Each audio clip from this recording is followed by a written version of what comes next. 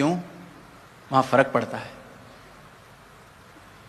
कोई बिना इजाजत के खर्चा ना कर ले, दे देते हैं अपनी अपनी चेकबुक। जिस महात्मा को मुखी महात्मा ने दी हुई थी स्टैंप आई कार्ड बनाने वाली, दे दें अपनी चेकबुक भी दे दें, घर के सारे डिसीजंस लेने के लिए भी उन्हीं को दे दें। मेरे घर पे क्या रात को खाने में बनना चाहिए, इसका तो डिसीजन में किसी और कोई ले ले तो मुझे उस दिन रोटी हजम नहीं होती। मन कुछ और था खाने का, आज किसी और ने कुछ और बनवा दिया है घर में, क्योंकि फर्क पड़ता है। तो अगर फर्क पड़ रहा है तो सेवा करना मुबारक है, फर्क नहीं पड़ रहा तो आत्मा मंथन का मौका है, आत्मा मंथन करें, जरूरी है। और भी चंद बातें दास भूल ना जाए तो आज शायद पहली बार ये एक नोटपैड साथ रखा है।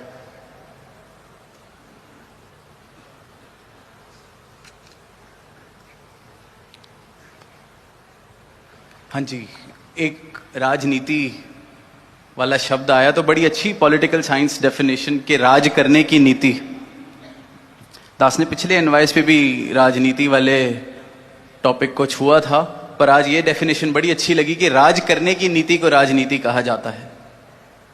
तो जब किसी को सेवा मिलती है, किसी को मुखी बनाया, किसी को संचालक बनाया, किसी को जोनल इंचार्ज बनाया, किसी को ईसी मेंबर बनाया, तो क्या उसको कोई राज्य दिया जा रहा है राज करने के लिए? दास को तो नहीं लगता, क्योंकि सदगुरु माता जी तो किसी को राज करने के लिए कोई राज्य नहीं दे रहे। दिया जा रहा होता तो जरूर राजनीति होती। पर अब जिसको सेवा मिल रही है उसका भाव अगर यह है कि अब मुझे ये ब्रांच की सेवा मिली है तो मुझे इस ब्रांच पर राज करना है, तो वहां राजनीति होना अवश्य है, होगी, स्वाभाविक है। पर उसको अगर राज करने का अवसर ना समझते हुए सेवा करने का मौका मिल रहा है, तो वहां फिर सेवा की नीतियां बनाई जाएंगी कि सेवा कैसे हो सकती है बेहतर। फिर वहां गुरसिखी होगी, गुरमत होगी, भक्ति होगी। तो ये जिसको सेवा मिल रही है उसको देखना है।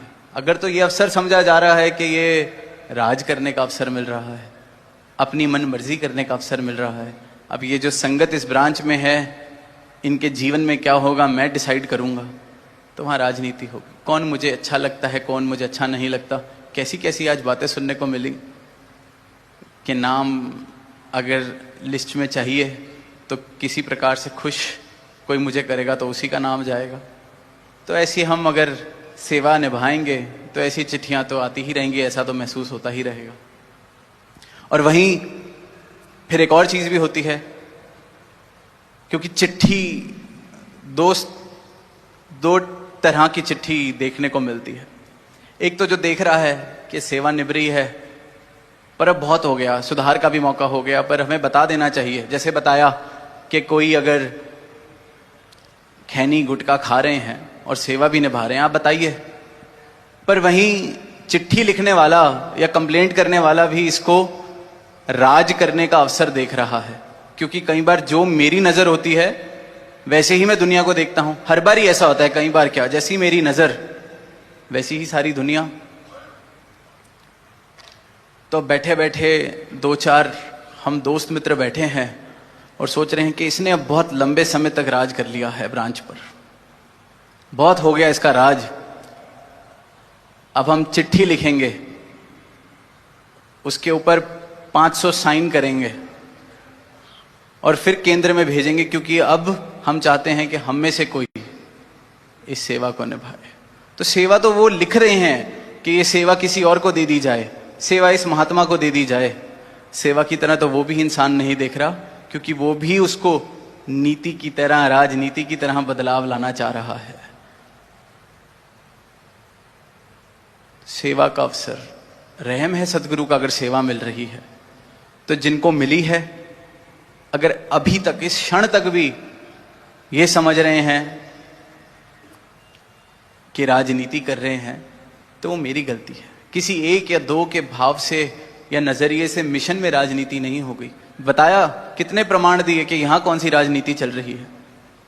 दास आज इतने खुल के आपसे इतनी सारी बातें सबके बीच में कह रहा है, कौन सी राजनीति, वरना तो शायद संकोच करना चाहिए था कि क्या यार इतनी बातें नहीं कहनी चाहिए। परिवार हम कह रहे हैं, परिवार तो परिवार की तरह सदगुरु रख रहे हैं हम सबको, तो वैसी बात भी की जा रही है। तो अगर जिस जिसकी सोच सेवा निभाते हुए शासन की, प्रशासन की, राज करने की,